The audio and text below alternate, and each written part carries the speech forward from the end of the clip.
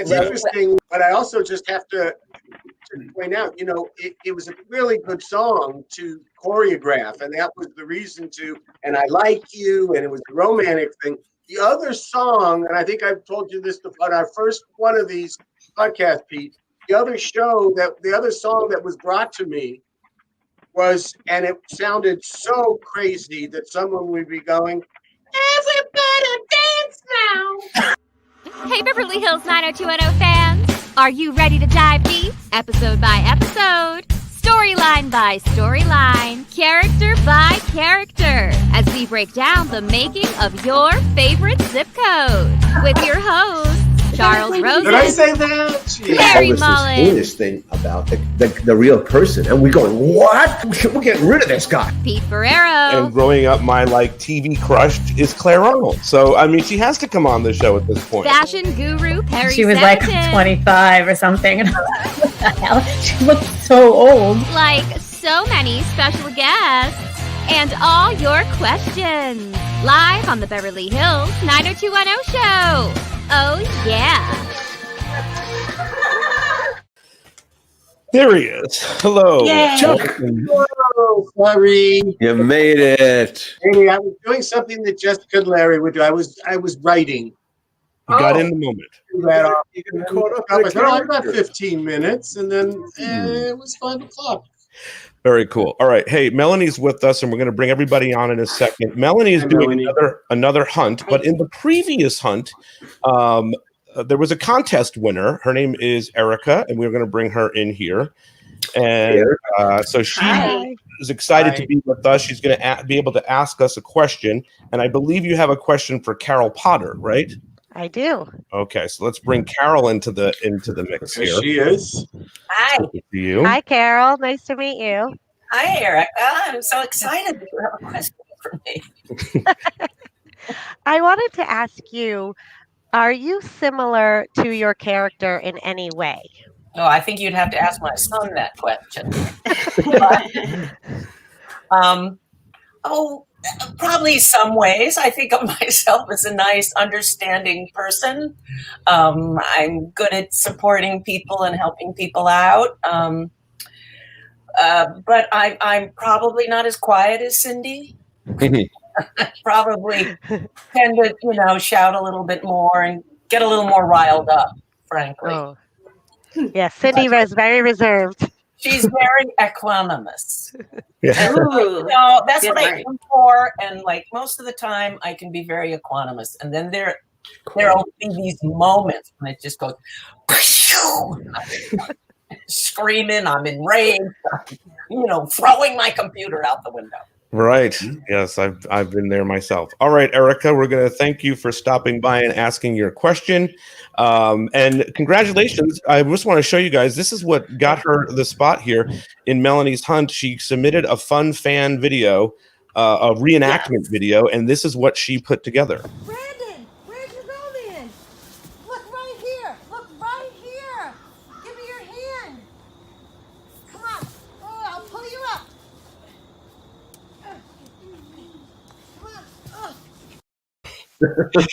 Oh, yeah. Yes. Koozie Rescue. Performance. And your son is phenomenal in that as well. I think you're going to get the Emmy. Thank you. Ironically, they had just come back from a camping trip that day when we videotaped it. So it was even perfect because that was the camping episode. So Yes. Love it. Okay. It was fun, and I can't wait to do the next one. So Awesome. looking forward to it. Thank you so much. Happy holidays, everybody. Happy Thanksgiving, Erica. Thanks, All right. Erica. Thank you. Bye. Now we're going to get ready for some more things. But Melanie, I want you to tell us about what you're doing now for the hunt before we get into this episode. Thank you. Holiday hunt coming up December 17th through the 21st. We've got great prizes lined up. You complete virtual tasks. It's a lot of fun. We had a great time with our 30th anniversary hunt. So visit 90210hunts.com. Everything you need to know is there. And happy holiday hunting. Kept it brief, Melanie. That was great. Yes. Tried I to have cut down signed my up. work. I have signed up. I promise not to win, but I have signed up. Thank you, Larry. All right. And also, I want to announce that we are going to be doing a very big Christmas party show on December 23rd. We're still figuring all of that out, but it's going to be a lot of fun. It's not going to be quite a super show, but it's going to be a lot of fun. We're going to cover some episodes and whatnot. So now, before we get into everybody else, I want to play this. Dear Christmas, this is Natalie Morgan. I'll be live streaming from my childhood home. November 27th. What's the new special episode going to be about? True love at Christmas. Ho, ho, ho. Ho, ho, hello. Keep running into this guy I went to middle school with. I'll see you tomorrow. You sound pretty sure of that. Pretty sure. Melissa Joan Hart, Jason Priestley, and Ed Begley Jr. This is the best Christmas ever. Dear Christmas premieres Friday, November 27th at 8. Part of It's a Wonderful Lifetime 24/7 holiday movies all season long. There we go. Our buddy Jason Priestley's got a big Lifetime Christmas movie coming out, so that should be really exciting for him. We ran that. Yeah, they made it in August. Yeah, I They think squeezed it in for a few days. That's what he was in doing. Nevada. He was shooting it in Nevada, I thought. Yeah. Yes. Yeah, I thought up the Tahoe around there. Oh, somewhere. yeah. All right. So now we are here, and look who's with us. What's that, Carol? I'm sorry. I want to live a Lifetime movie. Yeah. Not live one. I want to live one. And we have Dave Sherrill from this amazing episode. Dave? My God, Dave! Everybody here. How are ya? Before I hope you are. I'm not enjoying myself. Thanks a lot. For you, long Nice time. that you're here. before we came on, everybody was talking about how amazing you are in this episode, and I don't think we can say it enough. Actually, so you'll probably hear that about 15 more times throughout this. Thank you. It's amazing what a little Great makeup will do. director. Yeah, you know. Had two great directors actually.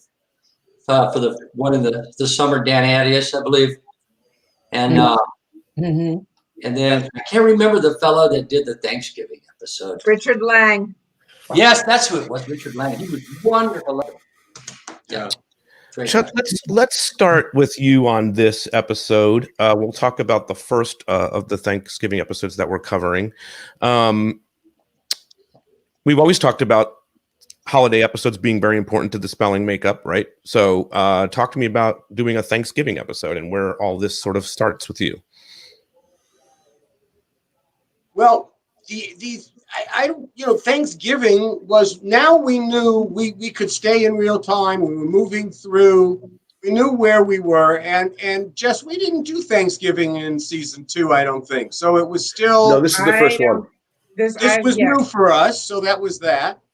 The interesting thing, which I'm sure Dave wouldn't know, but I don't know if you might not know either, Jessica, because this was first 1 year business. I tried to do an episode where Brandon meets a homeless vet, like Dave played, and Duke Vincent did not want me to do that in so early in season 1. Aaron had other issues, but he had it, and Duke was in the military, so I deferred to that. But I always thought there was something about that character, so we did it in the summer. And then Paul Wagner said, "Did you have plans to bring you back?" And I'll be truthful, and I said, "No, I just saw it as a one out, But this was before I think, with your character, we realized anything that happened should come back and be grist for that, because the story, we had your character, we didn't give you any closure, and so I'm so happy that Paul suggested it, and Jess and Steve, wrote it, and we're here 30 years ago talking about it.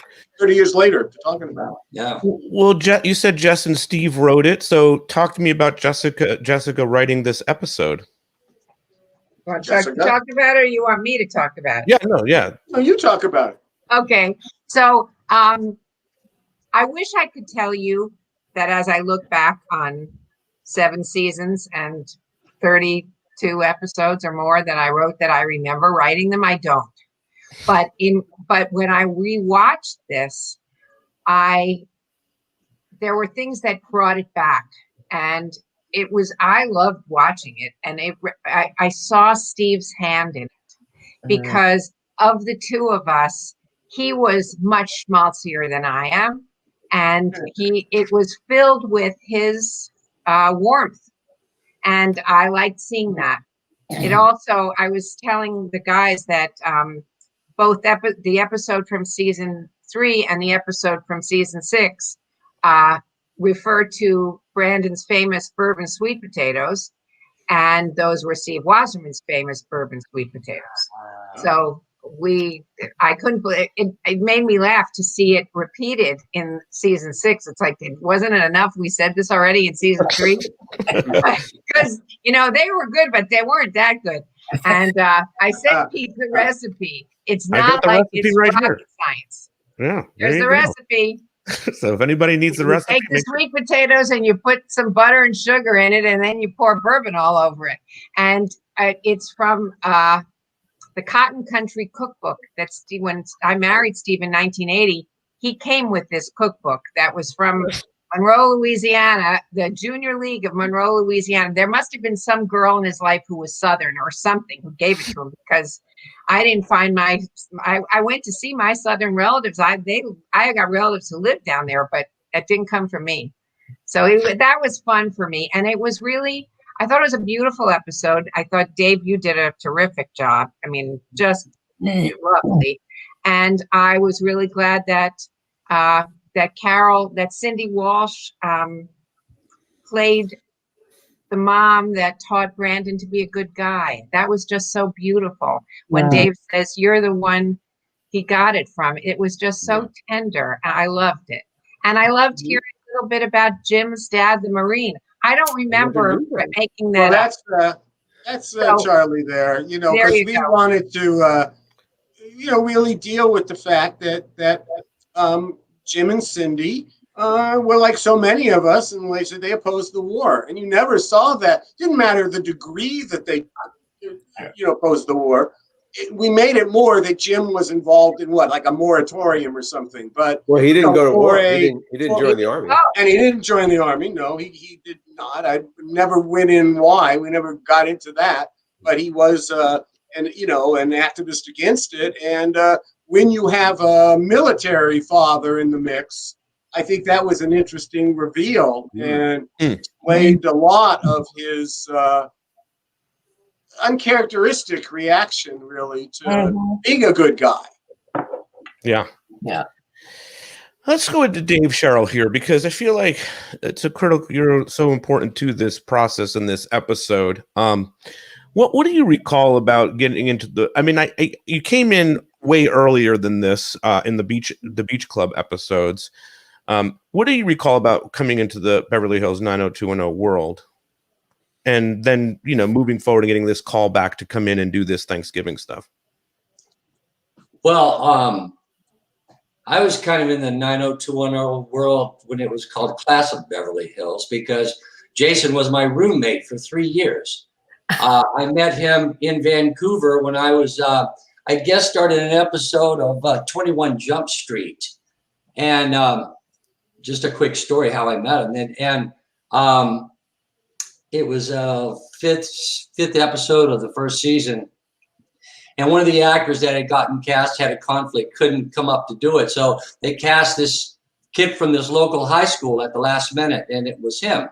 Wow. And and he had seen this movie I did called The Wraith, and he was like all into it because I played this crazy punk rock character. Mike Marvin's picture, yeah. And so it was kind of like, hey, man, he was funny. And anyway, so long story short, he said, hey, when I'm going to be graduating in June, so hook me up with your address, man, your phone. Maybe I'll holler at you when I get down there. And one day, he just knocked on the door, and I opened. I was like, whoa! At my apartment in North Hollywood at the time, and he's like, yeah, dude, I'm here. Okay. And so he ended up crashing on my sofa for a while, and then we ended up getting an apartment together over in Malibu Canyon. And they said we were roommates from 88 till 92. So I was kind of always around that I saw it, grow and go, and so I was very familiar with it. And the way that I got into this one. I don't even know if Chuck knows this, but I was at home one day and the phone rang and I picked it up. I was like, hello, we didn't have caller ID back then. And it was Diane Young. And she says, hey, Dave, this is Diane over at 90210. I said, hey. She goes, yeah, I'm standing here with your agent, Luke Perry. And I said, what? And she goes, yeah. She goes, we have this storyline coming up about this homeless Gulf War veteran. And Luke is standing here with me right now saying that you're the guy for this part. And I want to send you the script. And I said, sure, I'll take a look at it, no problem. So I did, and I went in and read for it. And then I got called back and came in and met with Chuck. I think when they called me back, I was all filthy. I was like, I was out working in my yard or something. You know, I'd come in with like an old dirty Dodgers t-shirt and stuff. But anyway, yeah, I came in and met with you guys and we talked for a bit. And that's how that got going. So, but yeah, I know those guys really well. You know, we were all friends and stuff. I went to Amsterdam with them. I mean, you know, we ran around. Yeah, I'll live to tell that tale. They needed an older guy to chaperone them. No, I bet. Yeah. Dave. Yeah. I made a funny bit before, but I'm real serious about it. You had more makeup on than I think anybody that we ever had in a role. Maybe when Ian went drag, he had more makeup on. Mm-hmm. Outside of that, would you remember the ordeal of putting the stuff on? Oh man, yeah. It was horrible. But see, I play a lot of character roles. So I played bikers and stuff where I've worn beards and long hair and mohawks. And I mean, you know, that was kind of the way my career shaped up, and which is really fun. I had fun doing that kind of stuff. But, you know, the funny story, I was mentioning this to Peter. At one point, we were shooting out on the beach and they had me all in the stuff. And this is before the Thanksgiving episode, of course. And so I was going out to the set, was out on the beach there, and I got stopped I was just by myself, and I got stopped by the cops there, you know, that watched the set. And the guy wouldn't let me on there because he thought I was a homeless guy. And of course, hair and makeup, people got a kick out of that, you know, because that was a job well done. But I was like, no, really, I got to be over there. They're calling for me. I'm going to get in trouble. And so they had to send somebody over and go, yeah, no, he's with us. So I remember that was pretty funny. Well, looking at this Thanksgiving episode, Dave, what are your memories about working on this episode? I think it's iconic in the 90210 in the world of 90210. I think it got that episode got written up in the USA Today. I don't know if you guys remember that or not. It had a big section that said 90210 gets it right with Thanksgiving episode, the Gulf War, because the way that we did that character, and I say we with the director and everybody, we didn't want to make the guy, it was a tightrope to walk because he's homeless, but yet he's still a Marine. And so, you don't want him to be like, this guy's so macho. So, being homeless doesn't matter. But at the same time, you don't want him to be a victim going, oh, yeah, man, the war really bugged me out. And, and it would have done a disservice to the men and women that they actually wear the uniform. Mm-hmm. So truly tried to kind of play it, like right down the middle. And the way I did that, I got to tell you, I went down to 3rd Street Promenade one night, and I kind of dressed a little bit bummy, not too much, but I went down there and walked out there because I knew there was a bunch of homeless people that kind of hung out on the beach down there. And I just kind of filtered into that group and was talking to this guy, and, and he says, well, hey, man, and he was cool. He said, yeah. He goes, well, I stay on the pier over there. He goes, yeah. He goes, where are you staying? I go, I'm not really hooked up right now. And he goes, well, I got an extra blanket down here. You're welcome to have, man. He goes, it's laundered and everything. And I said, really? He goes, yeah, sure. You're welcome. Yeah, welcome to it.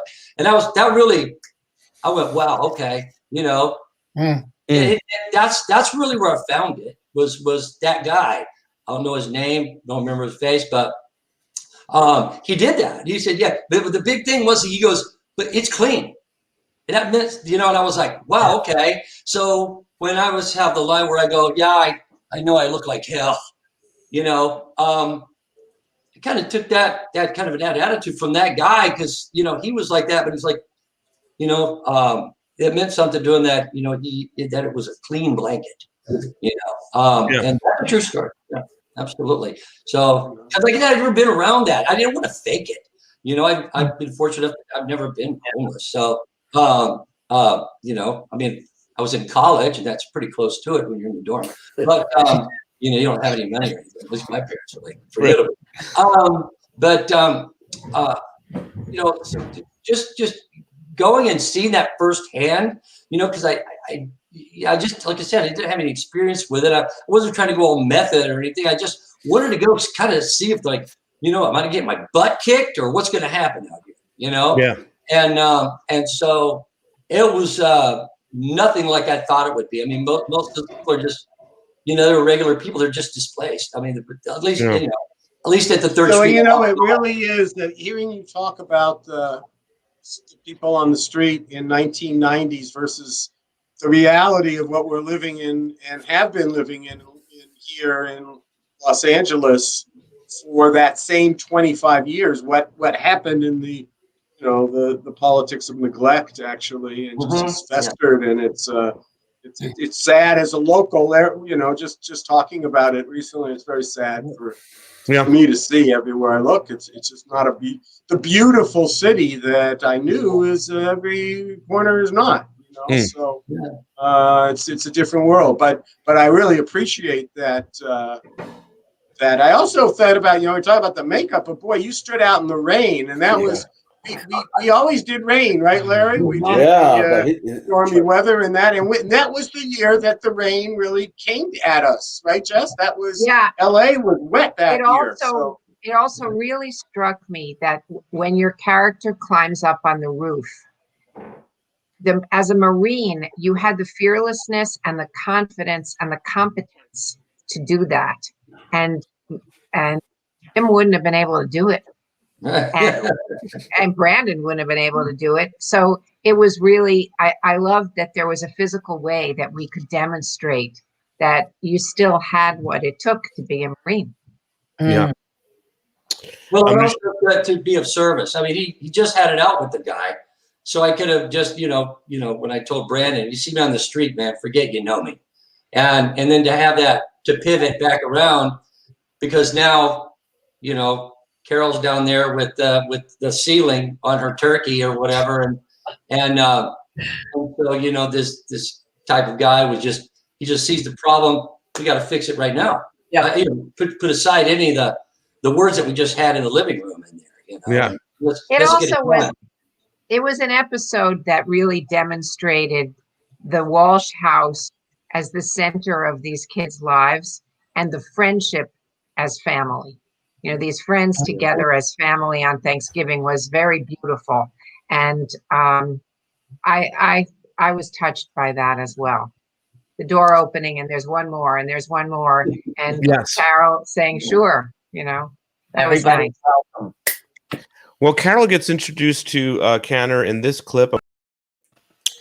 So there you have it. Carol, I'm curious for you. You get this script, you read this this episode. Pretty heavy stuff, but it's not surprising with 90210 that we're going to go heavy here. What's your thoughts? What are your memories of working on this? I have to say, watching it, boy, I didn't try to hide my reaction to protect this man's feelings. The horror on my face is sort of undisguised. Yeah.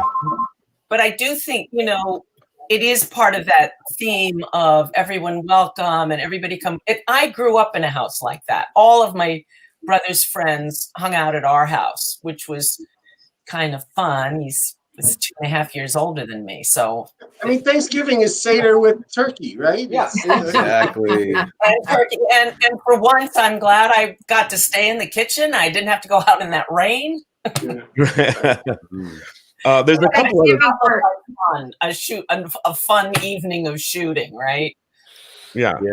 For me and Steve, Thanksgiving was the holiday when all of our friends came to our table, and it was really a good time for us. So it's nice to see it on screen. Oh, I absolutely agree. Thanksgiving, of all the holidays, it's the one that matters the most to us. Karen was the one that cooked for the family, and she got a great recipe, and it's so good that right now she's upstairs with both my daughters, and they're cooking it because we have it on Wednesday night.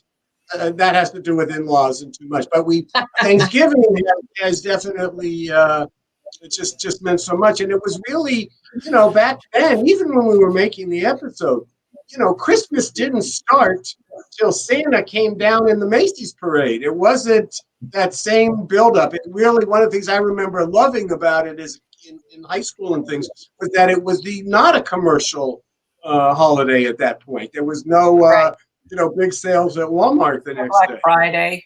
Yeah, no.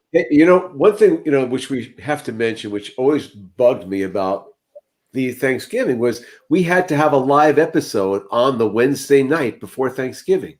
It was a sweeps episode. People were traveling. Our audience is traveling. It was always going to be a soft rating, and we would be wasting it. It used to drive me crazy. Just wanted to get that out. Well, the last week of sweeps, right, and certainly the Stones we felt really bad about. Oh my God! My memory of this episode, but all of them were always, that was right. Just a low rated sweeps episode, and then they would never just rerun something, which we would beg them to. But my memory is coming to the Thanksgiving, having my niece come over, and we're all there, and I'm feeling really good. We picked up this episode, and now it's Thanksgiving the next day, and we're all there. And she was a senior at college at the time, in Northridge. And she said, oh, and I knew she watched it with her sorority. I said, so how did it play? She went, we didn't like it. The homeless is okay, but she wanted romance. And Dave, you can fuck her up all you want, but it ain't going to be there for everybody. Well, Donna has the Beverly Hills, the reaction. She goes up to him. So you're homeless, or it's like an awkward moment. Yes. Donna goes up to the guy. He says, "Hi, you're homeless." Let me show that clip real quick. I want to show this. It's very bit true, here. though. There's a good bit here of things that happen. Whew. Some heavy stuff. His description of wild people on the street, I think, just nails it. The threads of life slip through your fingers, and most of the time, it's not your own. It's not really even your fault. Well, that was true. Surely then, that was true then. I think it's even more true now. Well, the way that you delivered it, don't get $400 emergency. Yeah. Go ahead, Chuck. The way that you delivered the line, stuff, it always, it's with that affectation, the way you did it, and at least the sound of your voice, it was like Tom Joad. It was like the Grapes of Wrath. It was like Americans explaining why we're in the situation we're in, because there is that notion of we still by 1990 at that point were looking at anybody who was homeless or that in the prism of you're a welfare freeloader, and that was still, and hey, our show was on Fox, so that was certainly the notion, and you brought so much humanity to that they were father and kids, and that the real shit happens kind of. Yeah. Hey, Dave, do you remember doing those scenes with James Eckhouse? I think those are some of the best stuff. Sure. Yeah, I do. I love James. James is a good guy. I was watching that, and I was a little bit kind of like, when they used that tape, but director, what was his name again? I'm sorry. Richard Lang. Richard Lang. I'm sorry. Gosh, it's forever. Because when James says that, when he said to me, something about that's the difference between you and me, whatever, he got me, and so when I said you never did serve your cook, I was like, was so like my jaw got tight, you know, and Richard was like, no, I want to keep that. I'll go, yeah, but it sounds like I'm trying to spit it out. He goes, that's what I wanted. But I was trying to get that out, and I thought I flubbed it, you know, but it kept it in there. But yeah, so I just remember that, and I was like, yeah, okay, you know, but it worked. But yeah, James was great. He got that out of me. He locks in. You know, Carol, I'm curious to know from you. You've seen, James would have been here today, but he had something going on, so he was unable to. But you've worked with him quite a bit. What's your thoughts on his performance in this episode? Oh, I think it's lovely. You know, it's nice for him to have something that he can, you know, sink his teeth into, and a little bit more of a backstory.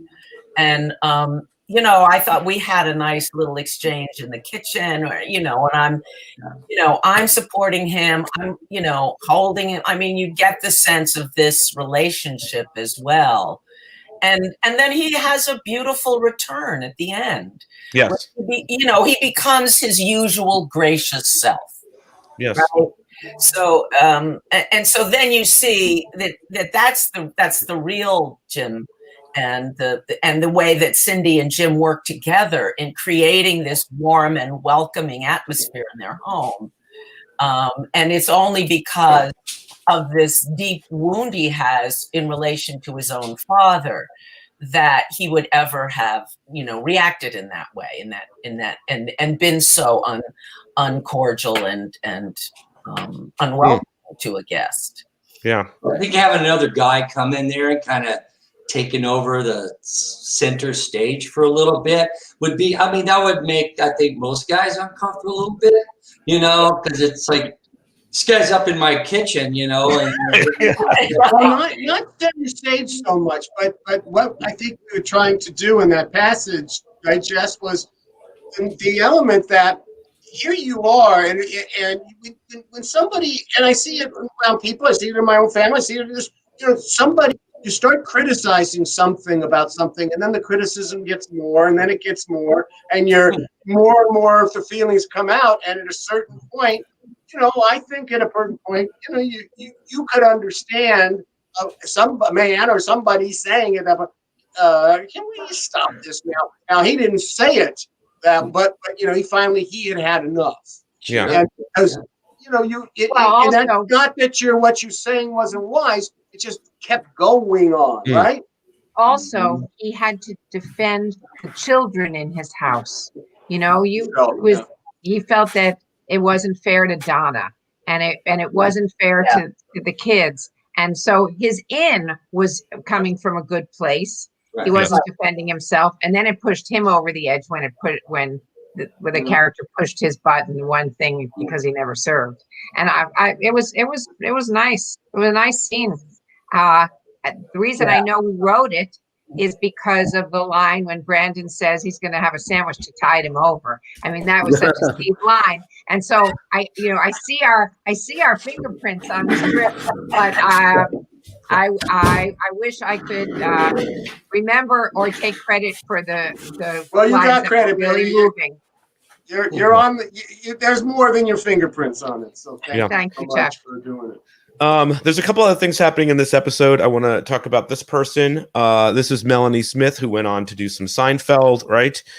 Chuck and I had an opportunity to speak with her a little bit earlier today about working on the show. This is her talking about the scenes that she did on this in this episode. So, what do you remember about shooting this 90210 episode?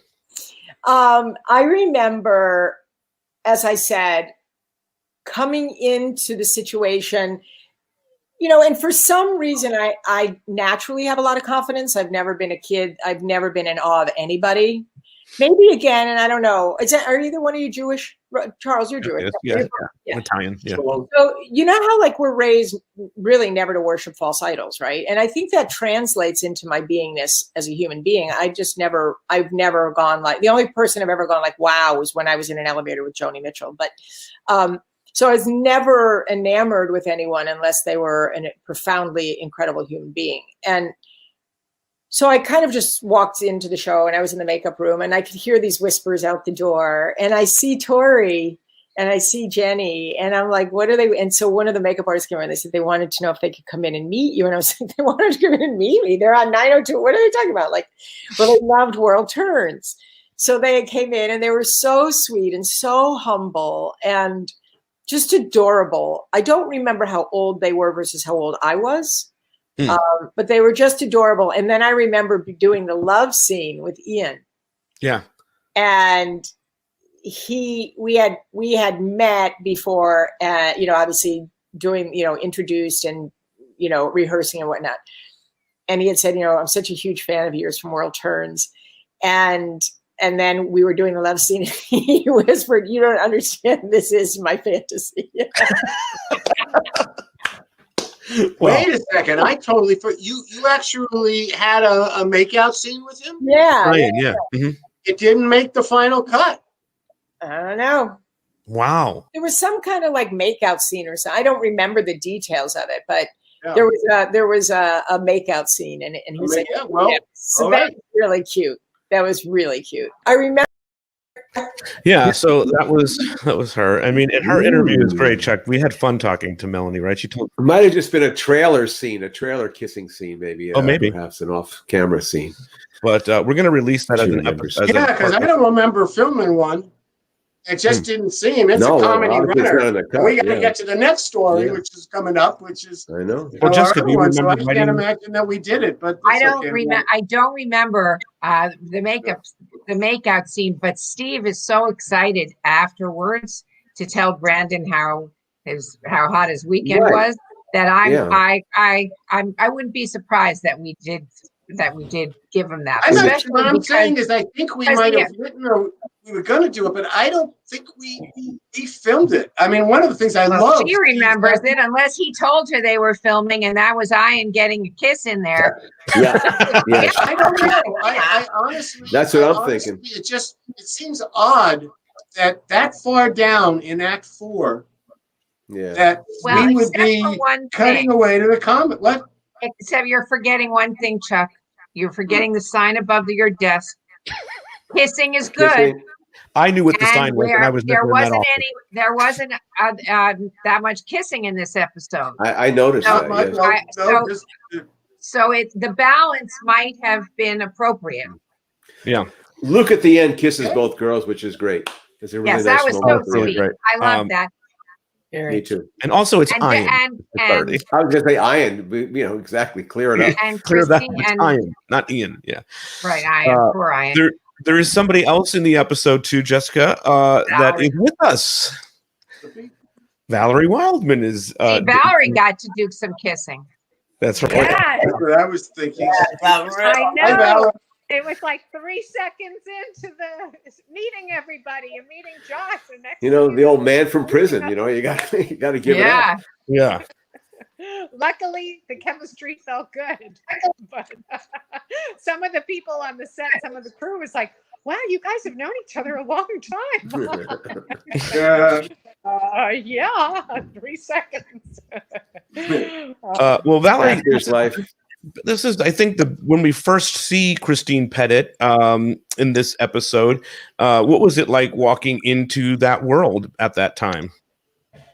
Well, I have to say that the first person that I met was Luke, and he was so lovely and so humble that I think that's what really helped us bond in that scene and after that too. I think you might have picked up a feeling of love between us that I really feel like began just in our first meeting because of his open heart. And I think it helped me feel so relaxed. And every single person, whether it be in the makeup trailer and on the set, was so warm and welcoming. And I think also from the auditions, you all made it so comfortable that I felt truly, truly welcome. I also think it helped a lot that I hadn't seen a lot of the show. So I didn't feel, I don't think I realized what a pivotal episode this was, and also the impact that the storyline was going to have on the series. So ignorance is bliss. I was totally ignorant. Everyone was welcoming, and the house felt like the real house. It felt like Thanksgiving. I really felt like it was happening. And, you know, when an actor feels that they're not being judged and there's this feeling of unconditional acceptance, I think love is probably too strong, but it felt like that. It's so easy just to be relaxed and let the character come out and the words flow. And as I said to Jessica before we came on live, I think it's so beautifully written that it just felt so natural, just so natural for the words to come out, that it allowed everything else to flow so smoothly.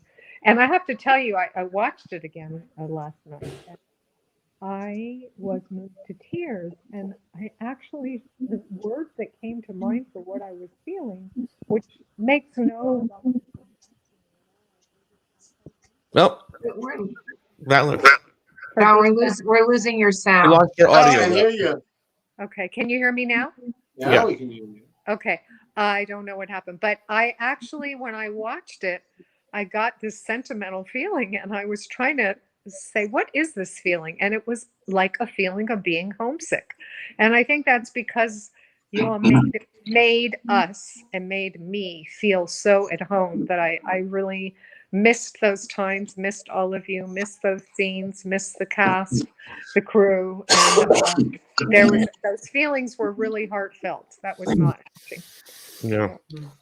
Very beautiful. I have to thank you and return the favor and say that you brought something to this role that was so amazing, because you were both sexy and elegant at the same time. It was just a great combination. You sold this character, and when you said that you knew Nat and you knew the Peach Pit, it was like you were family. That was just so great, and you sold it.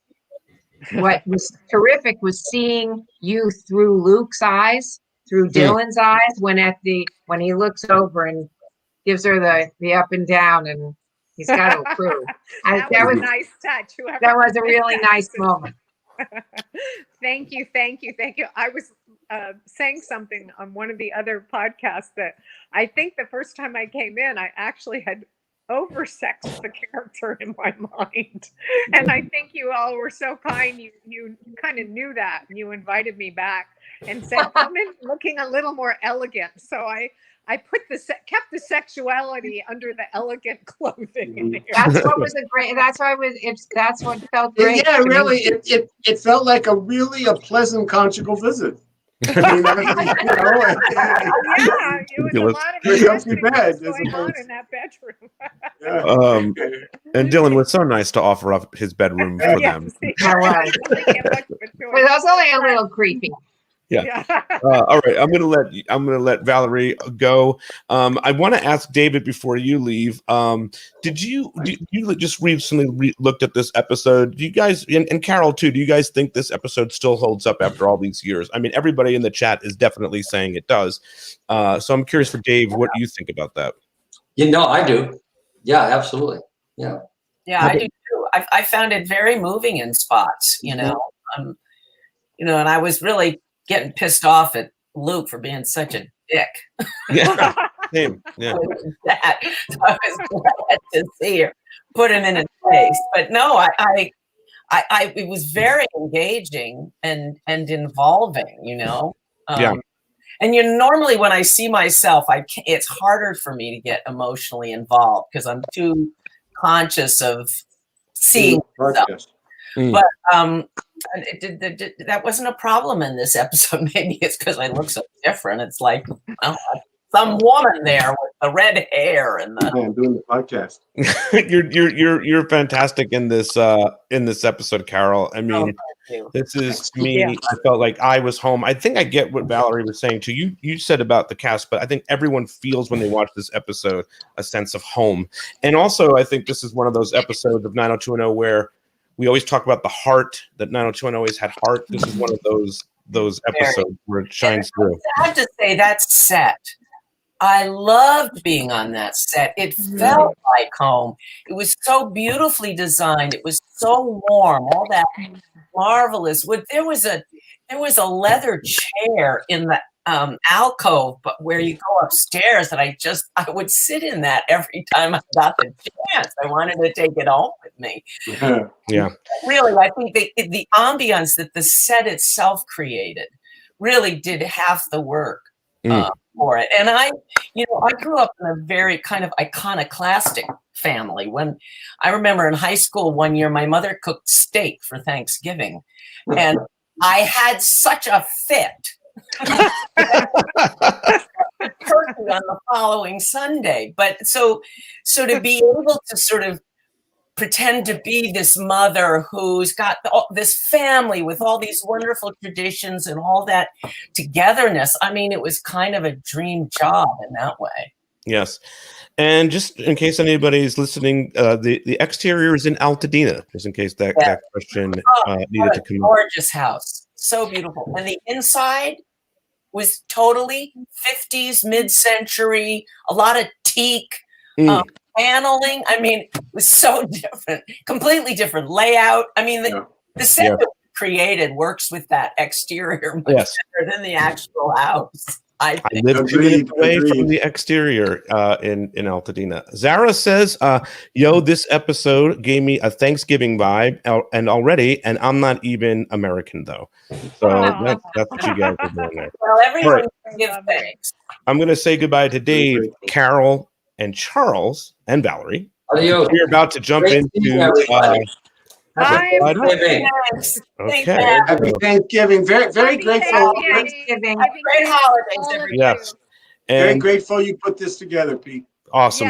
Happy Thanksgiving to all of you. I'm going to run this ad, say goodbye to everybody, and then we're going to jump into Breast Side Up. Hang on, guys. So check it. We have so much new and exciting merchandise over at Beverly Hills, 90210showshop.com. You can get your own Peach Pit shirt, or Welcome to Beverly Hills shirt, or oh my God, check out that classic retro Beverly Hills 90210 shirt. Oh, and for you Claire Arnold fans, Pete, you can get yourself a Claire Arnold t-shirt. I mean, we pretty much have everyone and everything covered, from Dylan McKay to Ray Pruitt. I mean, we even have a Roy Randolph shirt. So don't be a squeef. Head over to Beverly Hills, 90210showshop.com and get on it. Okay. Breast Side Up. Caroline, how are you? Yeah. I am wonderful, Jessica. Oh my gosh. I've been watching this last conversation, and seeing you all again is so wonderful. It makes me want to cry. Oh, you look fabulous. You look beautiful. Yeah, really, really. Well, I'm almost in tears now, so you have to forgive me. Well, I mean, that had to be 25 years ago. I mean, that's amazing. So you were playing over your age at that point. You were a young actress playing older. Well, anyway, I'm going to just pull myself together here. It is so wonderful to be here. And, I rewatched the episode yesterday. And, I mean, I've seen it a couple of times. I have kids who wanted to see it and so on. But I probably hadn't seen it for about, 5 or 6 years or something. And I watched it and I thought, my God, this is absolutely could be filmed yesterday. When we did Gossip Girl, we also did one of those iconic kind of Thanksgiving shows on that one.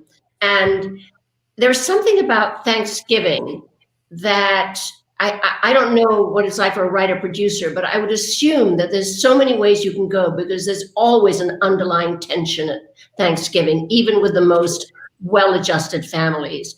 And then there's also, fun things. I mean, I'm not talking about maybe this year, but, things that happen, new kids, new people. And watching that show, it was sort of everything in a way you want Thanksgiving to be. Problems that got resolved, relationships that got clarified. And then, of course, that amazing, amazing guest star. I got a hat out of it, a signed hat, and I have 2 boys. And I'm a single mother, so I don't always come through with the sporty stuff for them. They still have that hat hanging up on their wall. And they argue about whose hat it is. And I say, it's mine. We have the football shirt that made signed to Jessica and Steve from Steve Young. Steve Young. I have a football. Oh, wow. Which Steve brought me back from the set. Oh, you have the You should photo. really, Yeah, give and that this was the to day. a I mean, superfan. David Semmel talks about that day of shooting that scene where that was the end. The OJ trial's verdict came out that day, and how strange that was. You know that I was in the dressing room when the verdict came out. It was shocking. I think everybody just froze. A lot of people burst into tears. And then we went back to film, but it was a tough day. That was that show, wasn't it? I wasn't quite sure. Yeah, that was the moment. Because I remember, because Cameron Bancroft, who played Joe Bradley on the show, said that right before it happened, Steve Young said to him, they're going to announce the verdict, and cameras are going to be on you. Don't show any emotion at all. Don't show what you're thinking. That was the advice he gave him, which was interesting advice, probably smart and savvy. Probably very smart. I mean, it was a very, very fraught time in American history. Reverberating. Yeah. Zara says, Caroline, you played the character so well. You put the respect and mental health back in the map because you recovered, and you had David, and I think she means, and Val, pay attention to your issues. Kudos to the writers. Well, it was so beautifully written, and now that I'm older and I have children that are now, well, actually older than those kids are, they're like 30 now, but I have relatives who've dealt with mental health issues. I just cannot say how beautifully that scene was written. Her hesitation when he says, oh, now we're going to go feed the homeless, and she was, you just see her, but she knows they're but for the grace of God. And there was the grace of God, and she came out of it, and people do come out of it if they get help. But, if they don't, they're stuck in that rut forever. No, Jessica did a great job with the script, and there's so much going on. I mean, what I loved about it and seeing it, obviously the kids get to take over the house, but they don't because David's mother's there. I mean, so Val has got all these plans. It's just really a great setup. In fact, I was so happy. I watched the opening titles, which I've been getting bored with, which is always the same B-roll of Beverly Hills. And this time we're in a supermarket. Right. And it's just joyous and so real. Where was that? Where was that supermarket? I don't remember. I don't remember what it was. But we never did stuff like that. That's an expensive buy. You got to take over the whole market for the day. And I know. it was good. Grab the food and all that. No, it was wonderful. We're actually going to watch it this Thanksgiving because my son who's home with me, one of my sons lives abroad, but my son who's here in Santa Monica with me, he couldn't watch it with me when I watched it yesterday. And so we're going to watch it on Thanksgiving. That's so nice. I know. I'm so excited. It's going to be like a little family thing there. So I'm excited about it. Our friend Lisa wants to know, Caroline, how are you cooking your turkey this year? Breast side up or breast side down? This was so Jessica. Yeah. No, we had the argument in my house. And so Jessica. I just Googled how to cook it breast side down, literally, while I was waiting to come on the show. I have to tell you that this year I'm being a very good girl. I canceled my niece coming. I canceled my goddaughter flying in from New York. I canceled everything. And there are the three of us. And I'm going to a little restaurant here because I try to support the local businesses when when I can, the ones that have been around for a long time. And we're going to go to a sweet little place called Fig, and they're doing little Thanksgiving meals for like 2 and 3 people. And we're going to order it in from them. They were so thrilled for the business. And so that's what I'm doing this year. It's the first year I haven't cooked in about 20, how old is my oldest son? 31. First year I haven't cooked in 31 years. But, and then we're going to go for a big hike alone in Will Rogers, keeping our distance from people. So I think it'll be nice. But I'm going to cook it breast side down next year. And I'm going to be... There you go. Jessica, so where does the breast side down or breast side up thing come from? So I don't remember what was the chef who we saw or read about who said cook it breast side down. And we decided to try it. I think Steve and I argued about it a number of times, but we did it breast side down and it was more tender, but you don't get the very gorgeous skin on the top. So I stopped doing it and I cook it breast side up. All right. And just keep basting. Yeah, I have this recipe where you sort of loosen the skin and you put herb butter between the skin and the flesh. If we put enough butter there, it doesn't really matter. Doesn't matter. a Gordon Ramsay recipe. So that's what I do normally. There's a lot going on in this episode too with the couples, and we see Steve and Claire. I think Claire admits that she's in love with Steve here. I loved the scenes with Steve at the party, and I remember taking ridiculous classes in college about television comedy and film comedy and its history and Shakespeare and Feydeau and all that. I thought it was, I saw the typing there, and it was that's such a great payoff. I loved it. And I loved, in addition to the supermarket, that Brandon and Kelly driving in the car for absolutely no reason. I was thinking that too. It was like, we must have had to make a day that we got to have them doing something so unimportant outside, and it gave the episode such openness. It was really, really nice. I think it was a tow scene too. I think they were towing, and they were they had cameras both sides. But we must have been making a day, like in one of the locations. We must have been making a day with the supermarket. It must have been the supermarket and that, and something else. That I love Steve in that. Steve in that faculty thing was so much fun. I flashed on something which I hadn't put together, but the guy who plays the guy with the glasses, the funny teacher there, was an old college buddy of mine, and the guy who busted Steve, Mr. Bardwell, was our drama teacher at Ithaca College, and I never realized that. I wonder what the guy was thinking, because he was his professor too. But it was so cool to see this thing. The guy had a different name now, David Cromwell. He was David Burrows. I never realized. Wow, that's really funny. But it was so good to see Steve win over everyone, and it just set up their relationship for a couple of years, basically, and it really worked. They brought out the best in each other. I loved the Tori Cameron Bancroft thing and the payoff of that episode. It was so important to me. Oh my God, that was amazing. That we were able to play her virginity for another half a I know. second. He gave us a free pass. Really good. I know. All of a sudden she's ready to give it up, and he says no. It's just great. It gave us another 30 episodes of virginity. Caroline, Brittany wants to know what it was like working with Brian and also Matthew Lawrence.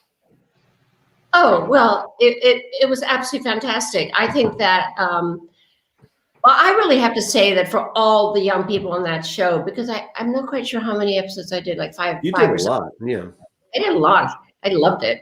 But I went to New York, so I wasn't very experienced in doing television. Now I've been here for 20 years. That's mostly of what I've been doing.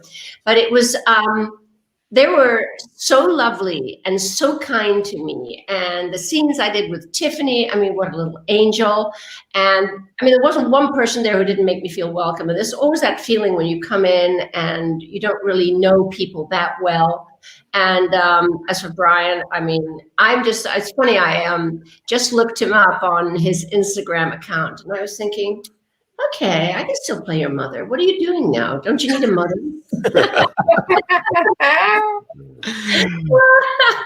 Well, you really had a very lovely relationship with him on screen, and it was very touching. I loved it.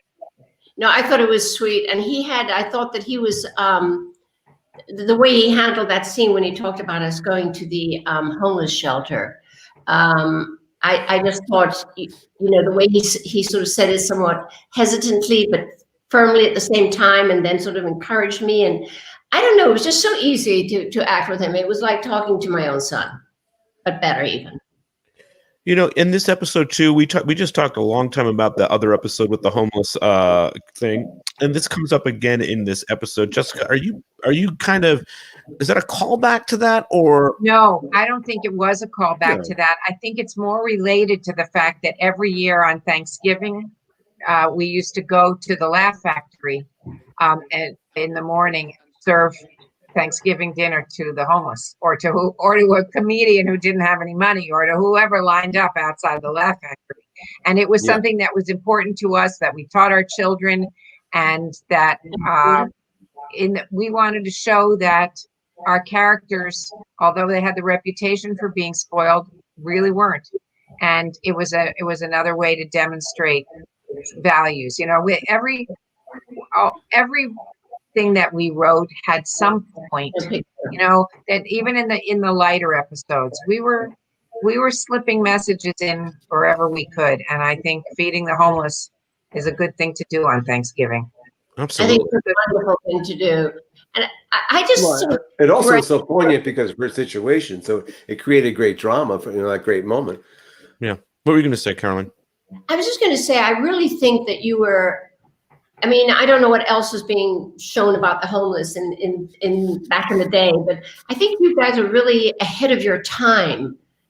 The sort of the compassionate way you wrote about both in the other episode that I've been listening to, and then in our episode, the fact that you dealt with the struggle of mental illness, the fact that you dealt, how people. I mean, Sheila's story. Even I don't know the story of the other gentleman we just heard, but Sheila's story that she stopped paying her bills, so she lost her job, then she lost her apartment, and then she had a manic depression, and then how easily one's life can unravel because I don't know where y'all are living, but even in Santa Monica, wherever you go, these viaducts, there are these crowds of homeless people. And, now we're sort of aware of the lack of care for them and the fact most of them are mentally ill or have drug issues, but a lot of them just have a run of bad luck. And, I've read somewhere, a lot of Americans are about $800 away from being homeless.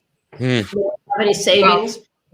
Between the homelessness and the mental illness part of it was very important to me because my father suffered from bipolar disorder, and it was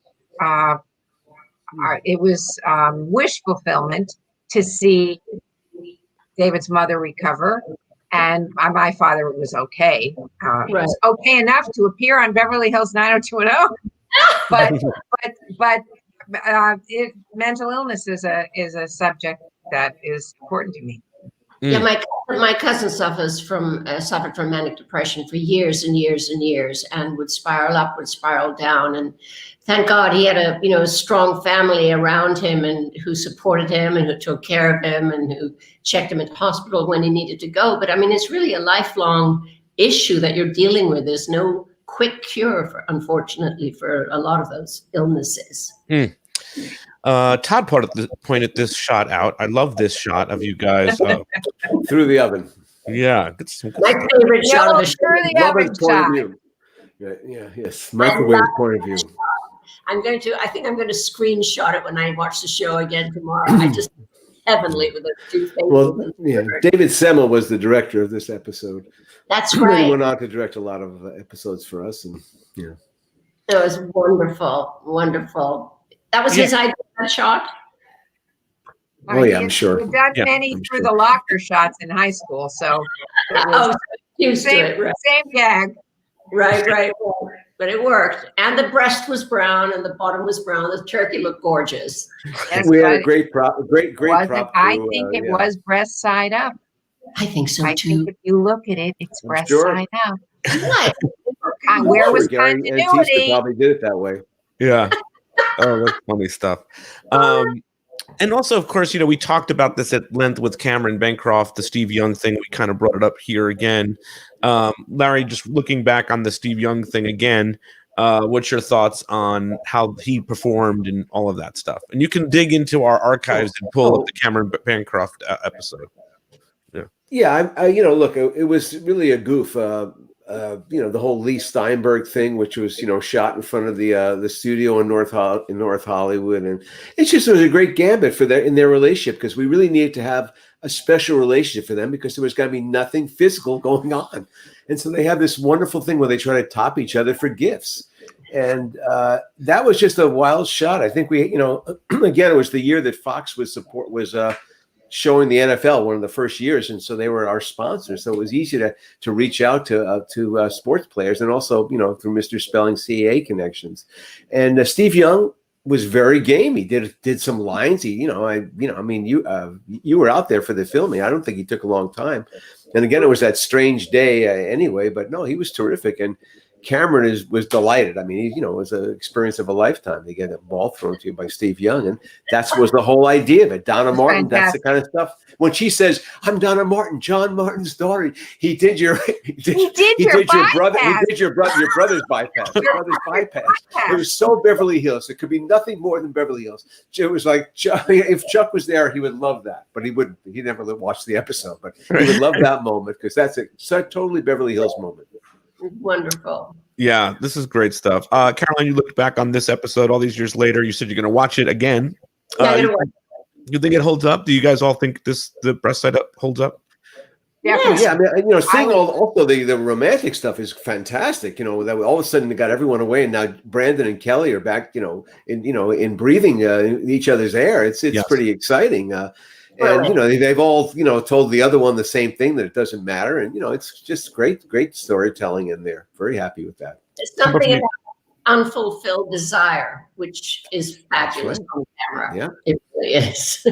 How about for you, Jessica? Looking back on this, I first time I'd seen it in 25 years, or whatever, was when we talked to Cameron Bancroft. Yeah, and so I had seen it recently-ish, but I think I didn't watch the rest of the storylines. I think we were doing so many that I had to fast forward through the other storylines. So watching the whole episode from beginning to end, I was really proud, frankly. And because this was the first episode that I did on my own.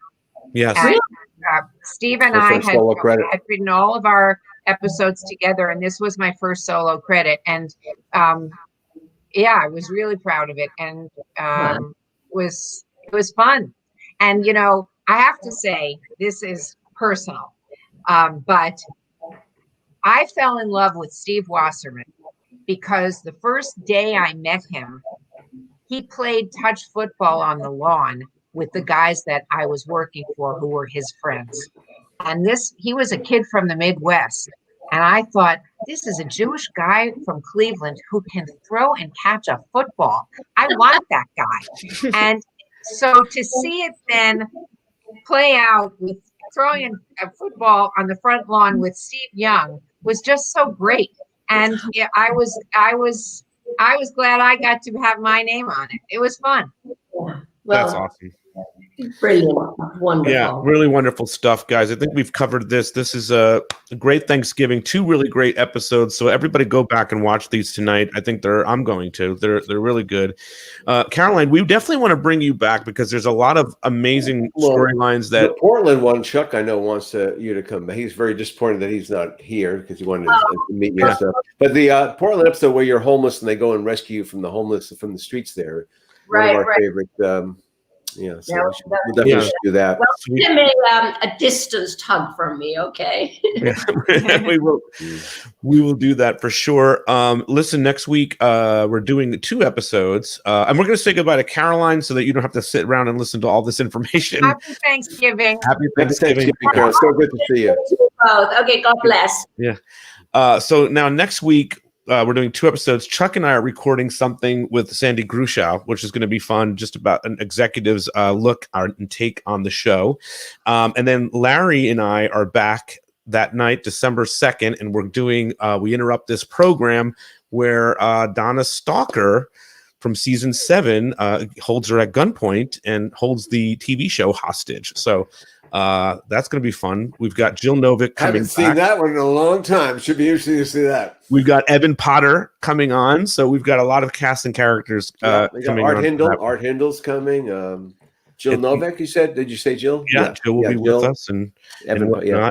I also want to shout out our friend Sherry Weiss. I don't know if you guys have been paying attention to Sherry Weiss, but she's been doing a lot of really great stuff over there at the Teen Drama Horror, and that's where you can find that.